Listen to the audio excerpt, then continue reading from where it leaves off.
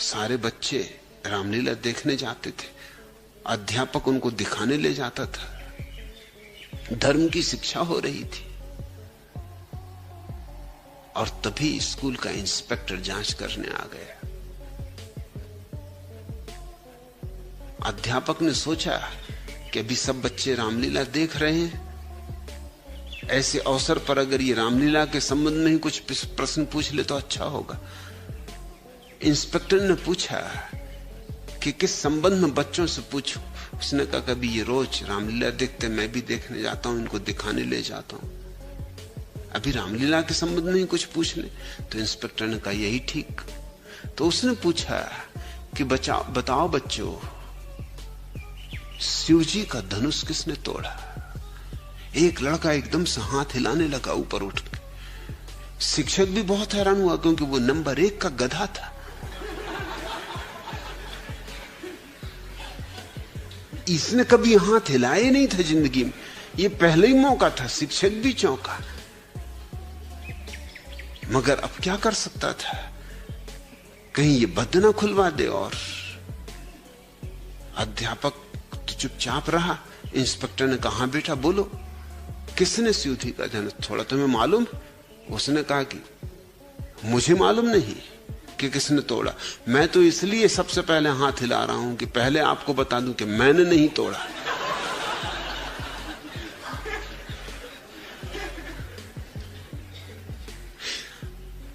नहीं तो कोई भी चीज टूटती, कहीं घर में कि बाहर की स्कूल में, मैं ही फंसता हूं। अब ये पता नहीं किसने तोड़ा है। इंस्पेक्टर तो अवाक रहा कि कैसी रामलीला देखी जा रही। इसके पहले कि वो कुछ बोले समझे कि शिक्षक बोला कि इंस्पेक्टर साहब इसकी बातों में मत आना, इसी हरामजादे ने तोड़ा होगा।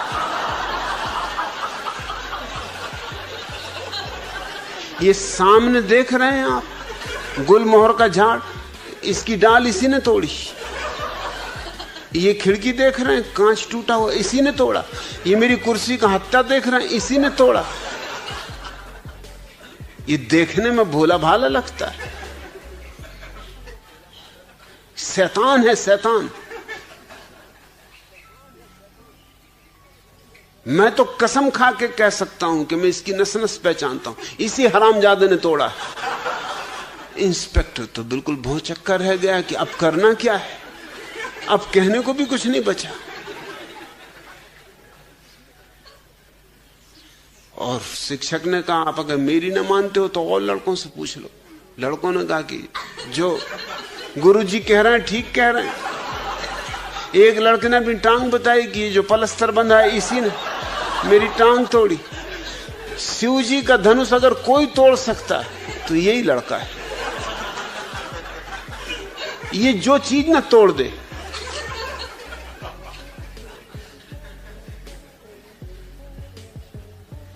इंस्पेक्टर तो वहां से भागा। प्रधान अध्यापक से जाकर उसने कहा कि ये क्या माजरा है। लेकिन प्रधान अध्यापक बोला कि आप ज्यादा ख्याल ना करो, अरे ये तो लड़के हैं, चीजें तोड़ते ही रहते, लड़के ही ठहरे, आप इतने व्यथित न हो। अभी तो स्कूल है, 1000 लड़के पढ़ते हैं, अब तोड़ दिया होगा किसी ने शिव जी का धनुष। और जरूरत भी क्या है शिव जी की धनुष? अरे टूट गया तो टूट गया, भाड़ में जाए शिव जी का धनुष, आप क्यों चिंता कर रहे हैं? उसकी तो सांसें रुकने लगी इंस्पेक्टर कि क्या रामलीला हो रही गांव में। और सारा स्कूल जा रहा, अध्यापक, प्रधान अध्यापक सब रामलीला देखने जा रहे हैं। वो वहां से भागा, सीधा म्युनिसिपल कमेटी के दफ्तर में पहुंचा जिसका कि स्कूल था। और उसने कहा कि मैं शिक्षा समिति का जो अध्यक्ष है उससे मिलना चाहता हूं। उसने कहा कि उसको कहूं कि ये क्या माजरा, ये क्या शिक्षा हो रही। मगर इसके पहले उसने पूरी बात कर भी नहीं पाया था। उसने कहा कि आप फिक्र ना करो, अरे जुड़वा देंगे, टूट गया तो जुड़वा देंगे। ऐसा कौन करोड़ों का दिवाला निकल गया है?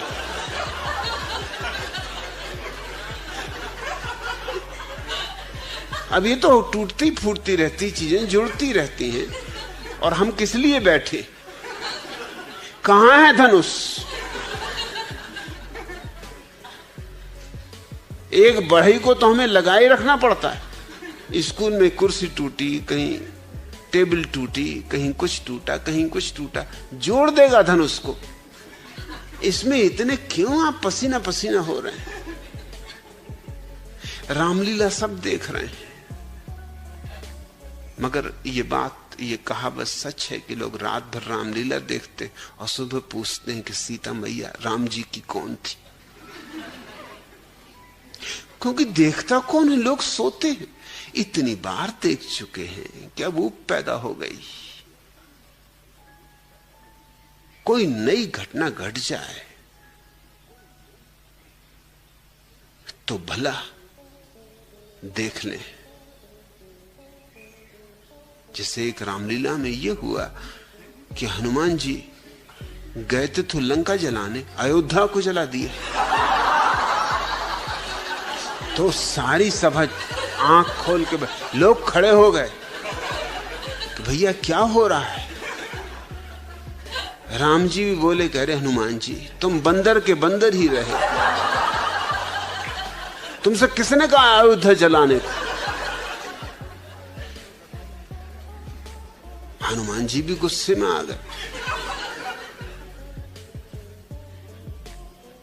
उन्होंने कहा कि तुम भी समझ लो साफ कि मुझे दूसरी रामलीला में ज्यादा तनख्वाह पे नौकरी मिल रही, मैं कुछ डरता नहीं, जला दी, कर लो जो कुछ करना हो। बहुत दिन जला चुका लंका, बार बार लंका जला, मैं भी ऊब गया। कर ले जिसको जो कुछ करना। वो था गांव का पहलवान, उसको कोई क्या करे। राम जी तो छोटे से लड़के थे, उसने कहा वो धौल दूंगा एक कि छठी का दूध याद आ जाएगा। है कोई माई का लाल जो मुझे रोक ले? जला दिया अयोध्या, कर ले कोई कुछ। बा मुश्किल पर्दा गिरा के समझा बुझा के उसको, भैया तू घर जा, तुझे दूसरी रामलीला में जगह मिल गई, वहां काम कर। उस रात गांव में जरा चर्चा रही, लोगों ने आंख खोल के देखा, नहीं तो किसको पड़ी, अब लंका जलती रहती है। मुल्ला नसरुद्दीन अखबार पढ़ रहा था, अखबार में खबर छपी थी, किसी वैज्ञानिक ने हिसाब लगाया था कि जब भी तुम एक सांस लेते हो उतनी देर में पृथ्वी पर 5 आदमी मर जाते। मुल्ला ने अपनी पत्नी को कहा, जो भोजन पका रही थी, कि सुनती हो फजलू की मां,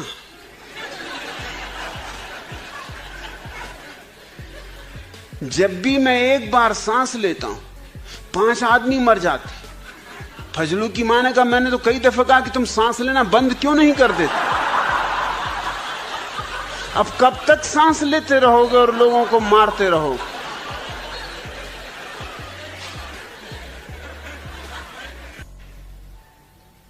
रात तुम अगर ऐसे सपने देखोगे, ऐसी आवाजें बोलोगे, ऐसी आवाजें निकालोगे, रात देखो लोग क्या क्या आवाजें निकालते।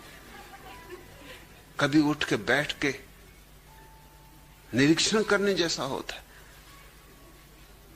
मैं वर्षों तक सफर करता रहा तो मुझे अक्सर ये झंझट आ जाती थी, रात एक ही डब्बे में किसी के साथ सोना।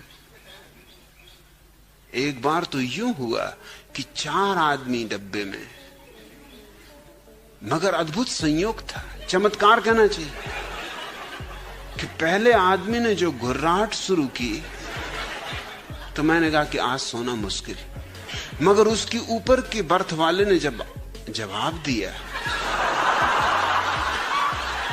तो मैंने कहा पहला तो कुछ नहीं है, नाबालिग, दूसरा तो गजब का था।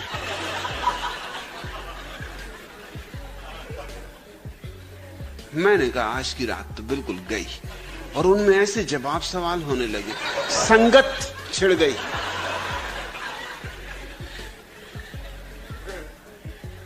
तीसरा थोड़ी देर चुप रहा, जो मेरे ऊपर की बर्थ पर था, जब उसने आवाज दी तब तो मैं उठ के बैठ गया। मैंने कहा अब बेकार, अब चेष्टा करनी बेकार। और उन तीनों में क्या साज श्रृंगार छिड़ा,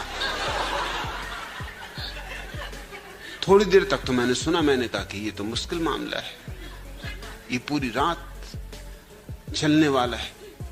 तो मैंने भी आंखें बंद की, फिर मैं भी जोर से दहाड़ा। वो तीनों उठ के बैठ गए, बोले कि भाईजान अगर आप इतने जोर से नींद में और गुर्राएंगे तो हम सोएंगे कैसे? मैंने कहा सो कौन रहा है मूर्ख, मैं जग रहा हूं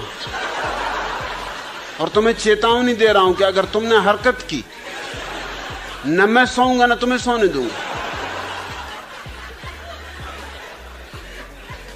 सो तुम रहे हो, मैं जग रहा हूं, मैं बिल्कुल जग के आवाज कर रहा हूं। नींद में मैं आवाज नहीं करता। पहली बार तो जब रेलगाड़ी चली तो इंग्लैंड में कोई उसमें सवार होने को राजी नहीं था कि लोगों ने अफवाह उड़ा दी कि शैतान की इजाद, इसकी शक्ल ही देख लो। और लोगों ने शक्ल देख के भाग गए, कहे बिल्कुल सच कह रहे, कोई आदमी ऐसी चीज इजाद करेगा, इसकी शक्ल तो देखो पहले। और पादरियों ने यह अफवाह उड़ा दी कि जो इसमें बैठेगा वो समझ ले कि गया, क्योंकि ये चलेगी तो फिर रुकेगी नहीं। कोई बैठने को राजी नहीं था। पहली दफा जो लोग रेल में बैठे थे कुल 20-25 आदमी, रेल थी 300 आदमियों को बिठाने वाली, और 20-25 को भी जबरदस्ती बिठा गया। कुछ तो उसमें अपराधी थे जिनको मजिस्ट्रेटों ने कहा कि जाओ रेल में बैठो, तुमको सजा नहीं होगी। उन्होंने कहा चलो मरना ही है, जेल में मरे केस में मरे, यात्रा भी हो जाएगी, चलो देखें।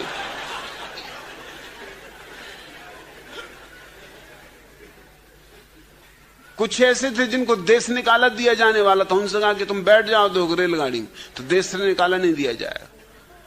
मतलब प्रयोग करके देखना था कि होता क्या है। और कुछ हिम्मतवर लोग थे, मगर उनने भी पैसा लिया था बैठने का।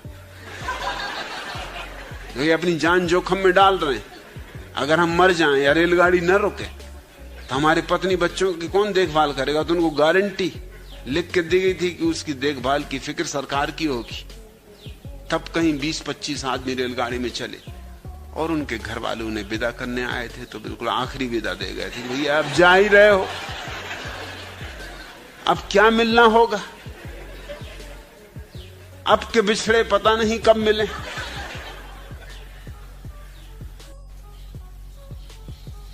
एक महिला अपने बीमार पति को देखने अस्पताल गई और उसकी तबीयत का हाल पूछा। पति ने कहा बुखार तो टूट गया, अब टांग में दर्द है। पत्नी बोली लल्लू के पापा घबराओ मत जी, अरे जब बुखार ही टूट गया तो टांग भी टूट जाएगी।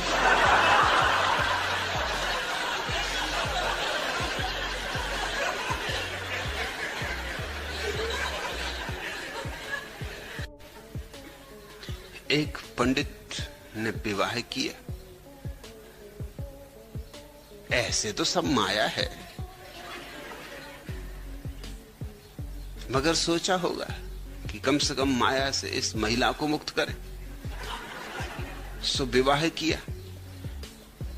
विवाह के बाद सुहागरात के दिन पंडित तो भरे ही हुआ था। सो चर्चा ही यूं शुरू हुई। बोले अपनी पत्नी से, प्रेम अंधा होता है। यूं बोलते जा रहे हैं प्रेम अंधा होता है, और कपड़े उतारते जा रहे हैं।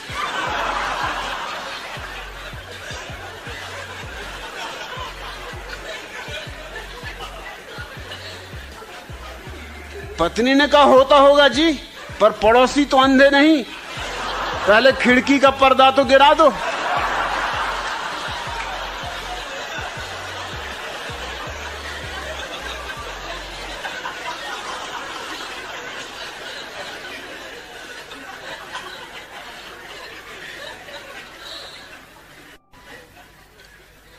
एक युवती एक साधु के पास गई और बोली, महाराज आपने एक प्रवचन में कहा था अहंकार ही सबसे बड़ा पाप है, पर जब मैं शीशा देखती हूं तो सोचती हूं मैं कितनी सुंदर हूं, तो मुझे बहुत अहंकार हो जाता। मैं क्या करूं? साधु ने कहा, बच्चा, गलत फहमी कोई पाप नहीं।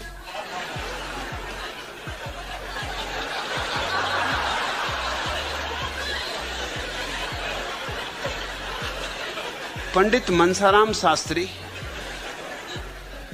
हे काशी निवासी तोताराम, ये सब ज्ञान का कचरा हटाओ, इसमें तुम्हारा कोई भी अनुभव नहीं, रत्ती भर अनुभव नहीं। और नाराज मत होना, ये मेरा शिवजी वाला रूप है।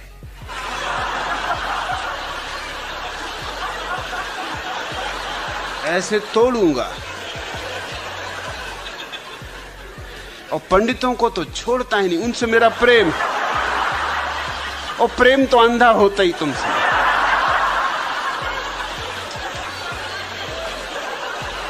पंडित मेरे हाथ में पड़ जाए तो मैं उसके साथ वही व्यवहार करता हूं जो हीरा जौहरी के हाथ में पड़ जाए, कि उठाई छेनी और लगे। अच्छे आ गए, एकांत में तो देखेंगे पहले, यहां भीड़ में तो देखना। अगर बचे रहे तुम तो एकांत में भी देखेंगे।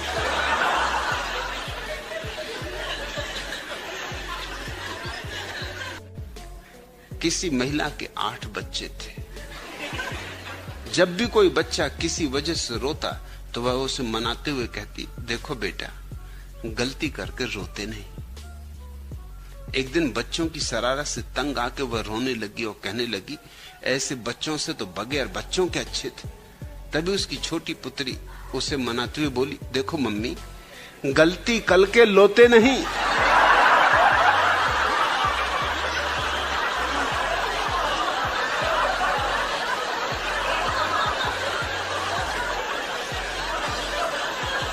सुनते सुनते बेटी भी सीख गई ज्ञान की बात है। न निंदा छूती न स्तुति, तो क्या क्या छूता है तुम? कुछ छूता है कि नहीं?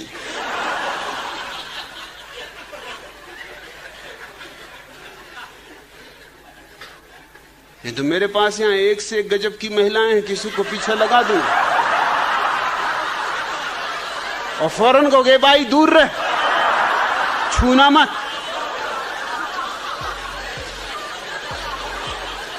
तब तुम्हें पता चल जाएगा कि निंदा स्तुति छोड़ो।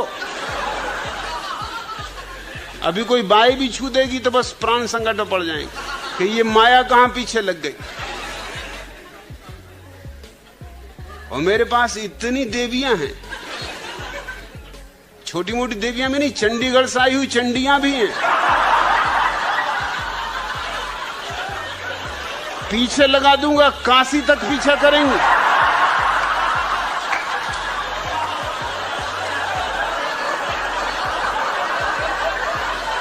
और जब तक पैर छू के न कहोगे श्री गुरुवे नमः, तब तक पीछा नहीं छोड़ेंगे।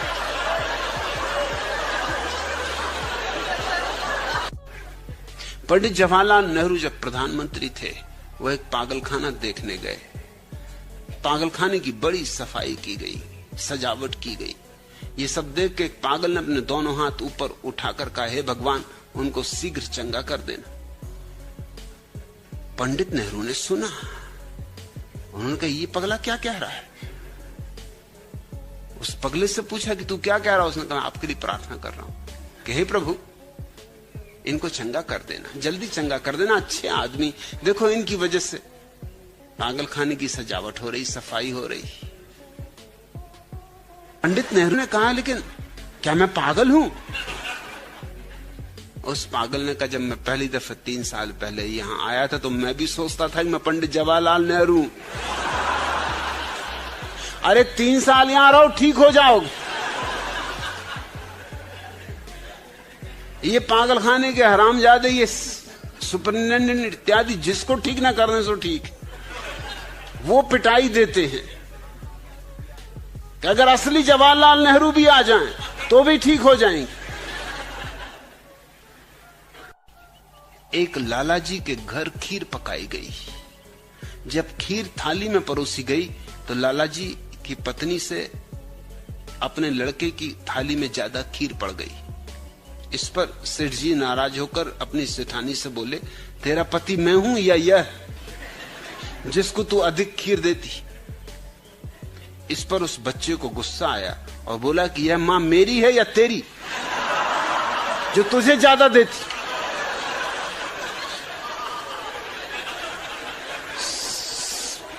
बाप और सेठानी कैसे पीछे रह सकते थे? वो भी कैसे चूकने वाली थी? उसने भी झुंझला के कहा, यह मेरा लड़का है या तेरा जो तुम्हें ज्यादा देती? बात बिगड़ती ही चली गई।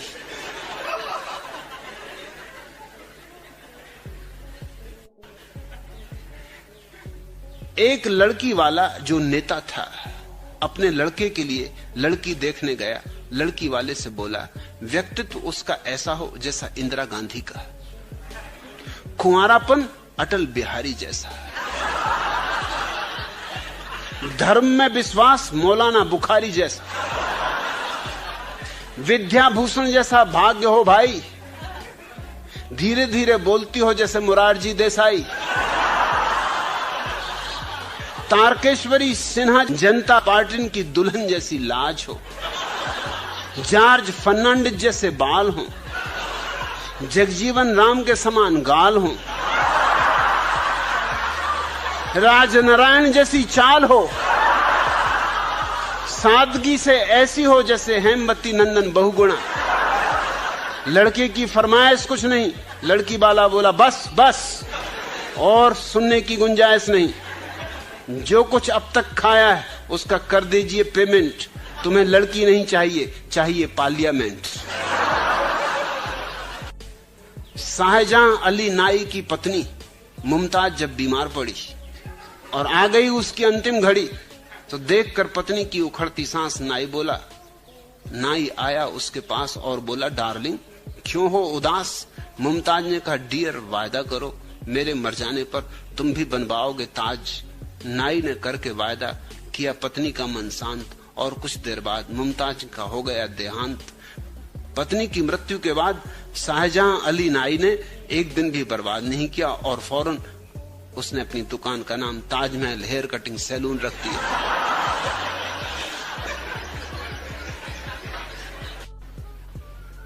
मैंने सुना एक बंगाली बाबू लंदन की सड़क पे चले जा रहे थे, उनकी कांच खुल गई। वो कांच ही इतनी ढीली पहनते कि जमीन को सरकती रहे। तो किसी अंग्रेज ने कहा कि ये क्या है? तब बंगाली क्या जवाब दे? तो उसने अंग्रेज की टाई पकड़ के कहा कि ये क्या है? कि ये नेक टाई। उसने कहा ये बैक टाई। और क्या करोगे? ये बंगाली बाबू किसी झाड़ से कूदे, इनकी कांची फंस जाए, बैक टाई उलझ जाए, वहीं लटके हुए चिल्ला रहे हैं कि बचाओ। मैं नया नया यूनिवर्सिटी गया था, मेरे बगल में ही उनका कमरा था। पहली रात उनका पत्नी से झगड़ा हुआ और वो तो एकदम उठे और छाता उठाया, मरने जा रहे हैं और छाता ले जा रहे हैं कि मैं ये चला अभी मर जाता हूं, बहुत हो गया। मैं थोड़ा चौंका, क्योंकि सागर यूनिवर्सिटी में तब पक्के मजबूत मकान नहीं बने थे। यूनिवर्सिटी नई नई शुरू हुई थी और एक मिलिट्री के कैंपस में शुरू हुई थी, तो एस्बेस्टस की सीट्स की ही बस दीवारें थी, सो आर पार सब सुनाई पड़ता था और छेद वगैरह में सब दिखाई भी पड़ता था। मतलब सिनेमा वगैरह जाने की कोई जरूरत ही नहीं।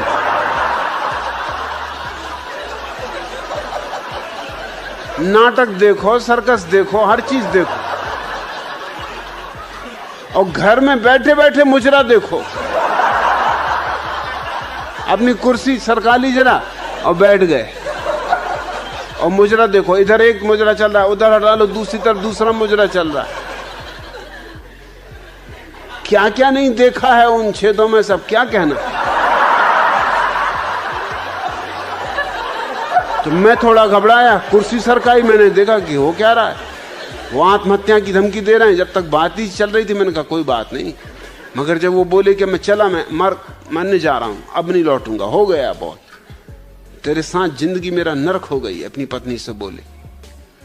तो मैं थोड़ा चौंका, कुर्सी सरकाई, मैंने उनके देखा झांक के, वो तो अपना छाता उठा रहे हैं। छाता उठा के कोई मर नहीं जाता, कोई दम नहीं है इसमें। मगर मैंने कहा फिर भी कौन जाने, बंगाली पुरानी आदत बस छाता उठा रहा हो, क्योंकि जब भी वो निकलते छाते ही लेके निकलते, चाहे पानी गिरे न गिरे, धूप हो न हो, छाता तो होना ही चाहिए। बंगाली हो और छाता हो, ये नहीं हो सकता। तो उनके साथ पुरानी आदत में जल्दी से उठाया, वो निकल गए। मैंने कहा कि मुझे बोलना चाहिए नहीं, मेरी पहचान भी नहीं थी, तब तक उनसे मुलाकात भी नहीं हुई थी। फिर भी मैंने दरवाजा खटखटाया। मैंने पत्नी से कहा कि अगर मेरी कोई सहायता की जरूरत हो, यदि मुझे बीच में बोलना नहीं चाहिए, अजनबी हूं, ज्यादा अजनबी भी नहीं, क्योंकि सब देख रहा था मैं छेद से। जो हुआ है सब मेरी आंख के सामने हुआ है, चश्मदीद गवाह हूं। अभी आपके पति चले गए हैं छाता लेके कहीं मरने के लिए। वो पत्नी बोली आप फिक्र न करें, आप नए आपको मालूम नहीं, ये तो आए दिन की बात है, थोड़ी देर में आ जाएंगे। और वो तो थोड़ी देर में आ गए। पत्नी ने पूछा कैसे आ गए, कहने लगे पानी गिरने लगा। जुलाई के दिन थे। तो मैंने सोचा कि हद होगी, फिर मैंने कुर्सी सरकानी पड़ी मुझे कि मामला क्या है, छाता तो ये आदमी ले गया था। तो पत्नी ने कहा तो छाता तो ले गए थे। तो कहा छाता सुधराया कहां है, खुलते ही नहीं। बरसा आ गई, कितनी दफे कहा कि छाता सुधरवा के रखो, और इनको मैं रोज इसी छाता को लेके घूमते देखता था, तो ये खुलते ही नहीं। काहे के लिए लेके घूमते थे, मगर आदतें, बड़ी आदतें, आदतों बस लोग जी रहे हैं। कोई चुटैया बढ़ाए हुए, आदत से काहे के लिए बढ़ाए हुए कुछ पता नहीं। कोई जनेऊ कान में लपेट रहा है, किस वजह से कुछ पता नहीं, मगर बाप दादे लपेटते रहे तो वो भी लपेट रहा है। तिलक लगाए हुए हैं, काहे के लिए लगाए हुए हैं कुछ पता नहीं। चली आई पुश्तैनी तो कर रहे हैं। बाप दादे भी छाता लिए घूमते रहे, वो बाप दादों के जमाने का छाता होगा। जब मेरी उनसे पहचान हुई तो मैंने कहा पहला काम तो मुझे ये करना है, मुझे आपका छाता खोल के देखना। बोले क्यों? मैंने कहा कि जब इसको आप लेके घूमते हैं, और ये क्या छाता जब मरने के वक्त भी काम ना आया। और मैंने कहा जब मरने ही आप जा रहे थे, अरे तो क्या भीग ही जाते तो क्या बिगड़ रहा था? बोले अरे भीग जाओ और निमोनिया हो जाए। अरे उनके मरने वाले को क्या फिक्र निमोनिया वगैरह की। उन्होंने कहा अरे मरना किसको है जी, तो गुस्से में बात कह दी। ऐसे तो मैं कई दफे चला जाता हूं। फिर तो मुझे उनकी कई कहानियां पता चली विश्वविद्यालय में। धीरे धीरे जब और लोगों से पूछा मैंने, भाई ये मरने जाते हैं बार बार, तो उन्होंने कहा अरे इनकी बातों का कुछ सार नहीं है। सागर यूनिवर्सिटी के नीचे ही मकरोनिया स्टेशन था, छोटा सा स्टेशन, बस 2 दफे तो गाड़ी रुकती थी उसमें 24 घंटे में। वही गाड़ी आते वक्त रुकती, वही गाड़ी जाते वक्त रुकती, और तो वहां कोई गाड़ी रुकती नहीं थी। तो उनको पता था कि गाड़ी कब आती, जब गाड़ी आती तब वो जाते नहीं थे। और 24 घंटे में 2 ही दफा आती थी गाड़ी, तो समझो 3-3 मिनट रुकती थी, 6 मिनट छोड़ के, बाकी कभी भी मरने चले जाते थे वो। और गाड़ी भी एक ही पटरी पर रुक सकती थी। स्टेशन पर 2 पटरियां थी, एक पटरी पता नहीं कब से उपयोग में नहीं आई थी, उस पर जंग चढ़ी हुई थी, वो उसी पे लेट जाते थे जाके। एक दिन मैं उनके पीछे पीछे चला गया। जब मैंने देखा कि आज दिखता है, उन्होंने बिल्कुल पक्का ही इरादा कर लिया मरने का, क्योंकि वो टिफिन भी ले जा रहे थे। छाता बगल में दबाए, टिफिन लिए। मैं होटल में बैठा था जहां उन्होंने टिफिन तैयार करवाया, तो मैंने होटल के मैनेजर से पूछा कि बात क्या बोलूं। जब बहुत ही गुस्से में होते हैं टिफिन तैयार करवा लेते हैं, घर नहीं खाना खाते। अभी जाएंगे कहां? ये मरने जा रहे हैं। तो वाह भाई, मैं पीछे हो लिया, मैंने कहा मैं आज देख ही लूं पूरा राज। गए, वो टिफिन लगा के पास रख के, छत्ता अपने सिर के नीचे रख के, और पटरी पे सो रहे, जिस पे ऐसी जंग लगी थी कि जिस पे शायद बाबा आदम के जमाने से कोई गाड़ी चली ही नहीं थी। खराब थी पटरी या क्या था, जो भी हो, उसके बीच बीच के पटिए भी उखड़ गए थे। मैंने उनसे पूछा कि भट्टाचार्य महोदय, बोले आप यहां क्यों आए? मैंने कहा कि जिज्ञासावश चला आया हूं, और अब आखिरी समय है आपका, फिर मिलना हो या ना हो, दो बातें मुझे पूछनी। एक तो ये कि ये पटरी दुनिया जानती कि इस पर कोई गाड़ी नहीं आती, आप दूसरी पटरी पे लेट है। उन्होंने कहा क्या मुझे मरना है? क्या तुम मुझे मारना चाहते हो? एकदम गुस्सा हो गया। मुझे मारना नहीं आपको, मैं तो सिर्फ सलाह दे रहा हूं कि अगर मरना है, मैं आपकी जगह होता तो उस पटरी पे लेटता। और दूसरा सवाल मुझे पूछना, आपको नहीं मानना, आपकी मर्जी, जिस पटरी पे लेटना हो लेटो, आपकी जिंदगी। दूसरा सवाल ये कि टिफिन, आप टिफिन क्यों ले आए? अरे बोले गाड़ी कभी कभी इतनी लेट हो जाती कि क्या भूखे मरना? मैंने कहा फिर आप मजा करो, मतलब ये एक तरह की पिकनिक है, मरना करना नहीं है।